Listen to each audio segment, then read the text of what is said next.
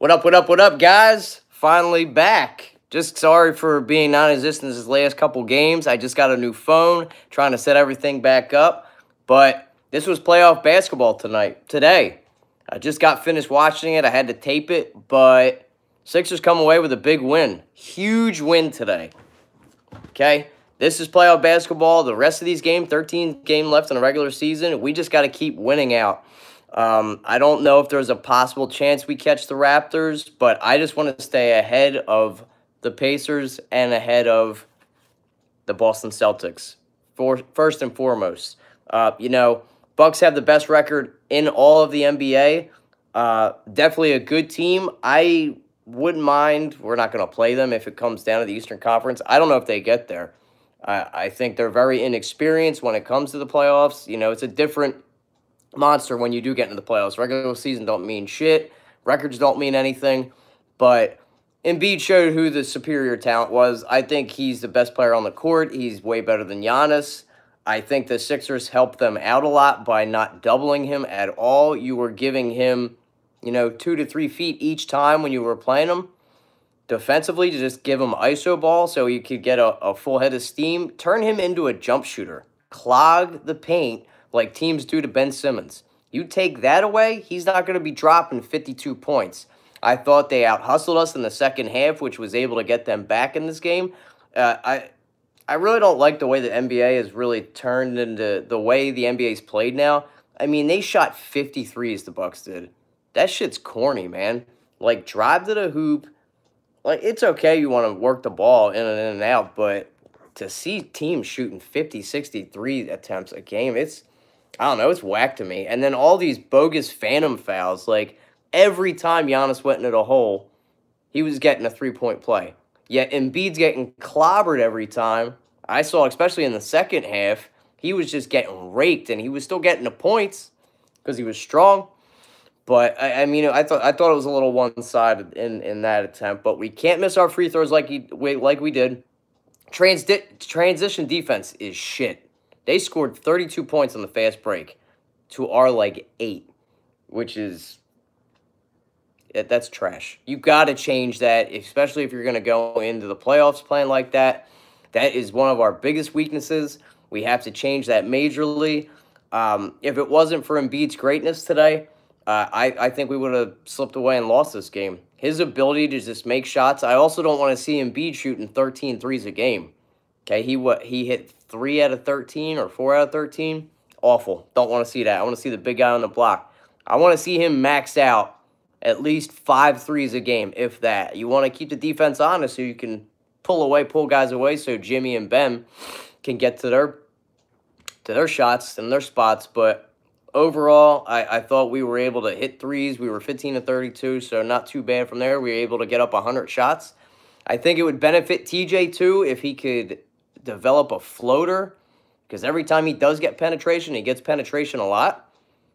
It's great, but he stops on a dime and gets up that little 5 to 10 foot jumper, and a lot of times he doesn't get in. But if he can penetrate and get that floater, he could be a lot more dangerous with this team.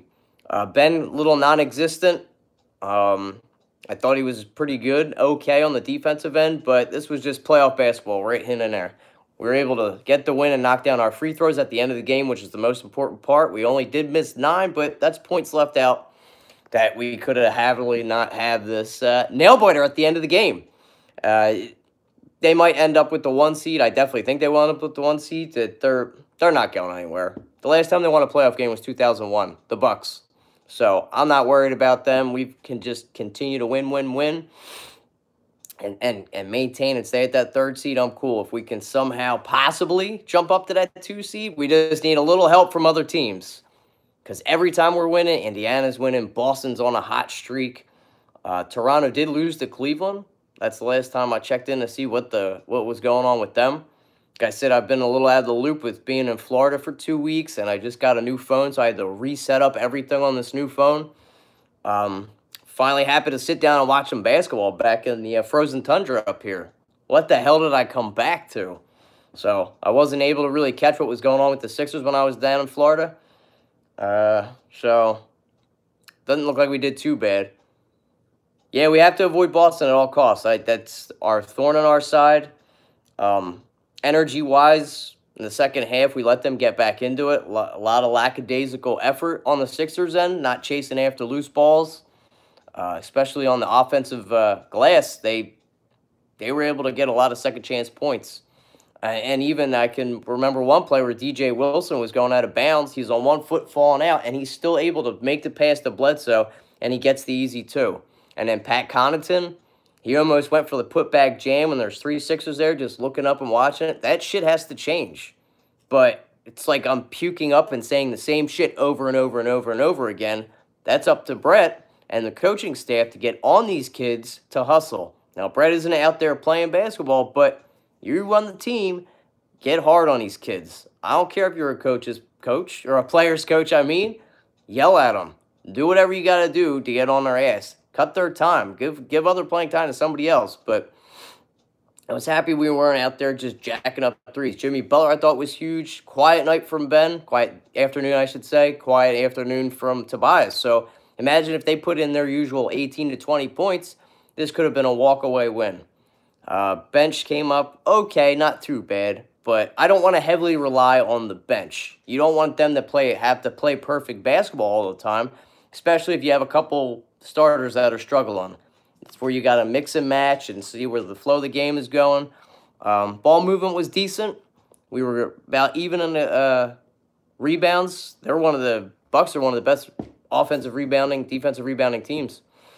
Giannis was unbelievable, but again, we were getting put on an island, one-on-one basketball. Why not double him, press, do something? Do not let Boban Marjanovic. I hated it with JoJo on there. He's our best defender, but you get JoJo in foul trouble, which could have easily happened. We're not in this game. And they were looking to take advantage of that. That's smart basketball on the Bucks' side. Give them credit. I mean, he gave it their all. Giannis, I mean, he is that complete whole team. Unbelievable talent. I just think, in my eyes, Embiid's the far superior talent overall. You could see with the way he put the team on his back today, with defense, offense. Just look at the flow of the team, too, since he's gotten back into the lineup. You don't have to worry about when penetration's going to come from a guard. There's nobody really there to block the shots. Now we got our 2 big twin towers back. So overall good. We got 13 games left. We have I think the 5th easiest schedule. So we should be able to put these teams away. There's a big game coming up. This was a huge game. We were able to get the win. So I liked seeing that we were able to put away a playoff team, especially the best team with the best record in Milwaukee. You got 2 pupils from Greg Popovich going back and back. You could kind of see similar play calls. You know, shooting a lot of threes. That 50 threes, though, that is just insane. I think they jacked 18 threes up in the first quarter. I'm glad we didn't fall victim to that. We stuck to our game plan, but the transition defense has to change. Has to. We got to be able to slow things down, especially with the opposition's best team or player. You got to press Giannis. You got to be able to make him fumble the ball and let somebody else beat you. Turn him into a jump shooter because he's going to get to his spots. You see the long strides he's able to get to the 10 from the free throw line in 2 steps. He's got outstanding athleticism, insane length. He could by far turn into the best player if he ever does develop a jumper. Yeah, I know, Sean. I mean, nothing's given, nothing's easy. You can get beat anytime in basketball, as you can see. You don't want to lay down against teams, but still got Brooklyn, but we got Celtics on Wednesday, I believe. Hopefully I'll be able to get to that game. Then we got Brooklyn at the end of the month on the 28th. That's not an easy win either. We've struggled with them. They got a great coach in Kenny Atkinson. They got pretty decent guards there in Dinwiddie and D'Lo. So it's going to be a fun end of the season. I just want to clean up the issues that we've been having all season and hope this team can gel. But I think Jimmy, the past 2 games against Sacramento and today, was able to close out and get some really good shots and big buckets that we needed. But overall, 45-25, 13 games left of the season. Let's just maintain that 3 if we can possibly jump and catch Toronto. They can fall to teams like Cleveland, Chicago, or whoever. I don't know what their remaining schedule is looking like. But It's going to be a test of time to see what happens because it's Eastern Conference Finals or bust. You always want to hopefully leapfrog, especially with the team that they've assembled now. But big win for us. Now we just got to look forward. As cliche as it is, you got to take it one game at a time. But having Embiid back is no doubt biggest piece. He is this entire team, the focal point, the captain, everything. Yes, they do have OKC. That's going to be on the road because they're done. Wait, no. OKC, we already played them twice, I thought. We need that. Yeah, we need some other help from the rest of these NBA teams to knock those guys down. This is a huge win they're coming off of. But you can see the intensity the Sixers play with when they play teams that are going to be in the playoffs with great records. And then they lay down teams like Chicago or Orlando or, teams that are in lottery picks. I want that intensity to be played every game. You got to treat every game like it's a playoff. Learn chemistry. Just be on your A game all the time. No excuses to ever lay down to any team because them bad teams are going to have a chip on their shoulder and want to knock you off your pedestal. Beating you is like their championship, like their playoff, because they're not going to be making the playoffs. They're looking to sitting on the beach sipping Mai Tais. At the end of the season, they're done. They're not going to be going far into June. Bucks are a good team. I don't think they're the best team, even though record-wise it says so, but they've got weaknesses. You shut down Giannis, you can shut down the Bucks. Having Brogdon not in this lineup for Milwaukee was huge. He's their second-best guard. You've got Bledsoe, who's an immense talent. Great. Middleton had an okay game. He only had like 19 points. He wasn't able to really hurt us. Brook Lopez didn't hurt us with his ability to drain the three. So they were off today shooting the threes. Even though they jacked up 50, they averaged 13 makes a game. But our ability to get the rebounds, even though we didn't play perfect basketball, we have to clean up third and fourth quarter. It's been our weakness in the past. Even last year, we would give up huge leads in the third quarter. And a lot of games, even the past 15 that I can remember, we've been outscored mostly in the third and fourth quarter. Because we put all our energy in the first half, and then when you see we get gassed, we get lackadaisical, lazy, and it lets teams walk right back into the games, and then you have nail-biters like we have here, night in and night out.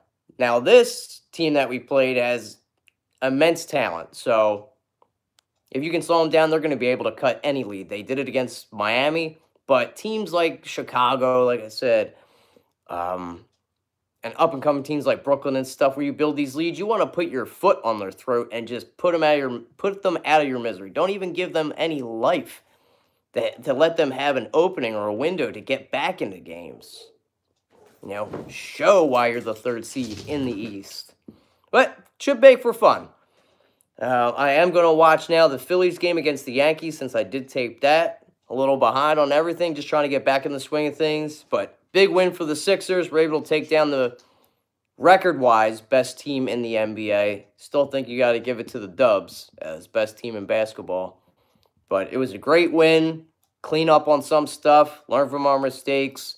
And Brett, who I'm tough on all the time, I thought he was able to call timeouts when we were needing them. When we had a 12-point lead and they scored 2 buckets, call timeout. Nip it in the bud. Great. Continue to do that, but it's all about consistency. So I do have to credit Brett, who I've been tough on for a very long time, for being able to get this win today. Got a little hairy, but I think a lot of this, it's overshadowed because of how great Embiid played today. Him being able to come up with huge buckets when we needed them, why he was the best player on the court. 40 points from the big guy. 40. He was amazing. I think he could even have had more because he should have been at the line a lot more. But look for the NBA to cut down on these fouls too, because it slows down the game. It makes it a little boring in my eyes. These phantom calls a lot with superstar treatment. There were a lot of phantom calls on Giannis today. He was able to get to the line. I think he was at the line like 20 times, if I'm not mistaken. But Butler was big too. If we can get Simmons and Tobias on the same page when those two, like especially when Embiid has a 40-point game, to take the pressure off the big fella, and all they got to do is score 18 and 19 points to go along with Embiid's 40, we're cruising. You don't have to worry about the bench. We can let the bench come in and take up them garbage minutes and then look forward to the next game and get our guys some rest. All right, guys, huge win for the Sixers. We shot them Bucks, cut them, stuffed them, hung them on our walls. Let's continue to do it. And if none of you young guys remember, Bucks have had a problem with the Sixers in the past, especially in the 0-1 playoffs when we knocked them out and we were able to go to the finals against the Lakers. Way back when they had the big dog, they had Ray Allen. I think the alien-looking bull was on that team, Sam Cassell, if I'm not mistaken. Great teams, but we are still thorn in their side. All right, Kyle Gaffner with the Bitter Birds. Sixers look forward to holding that third seed going into the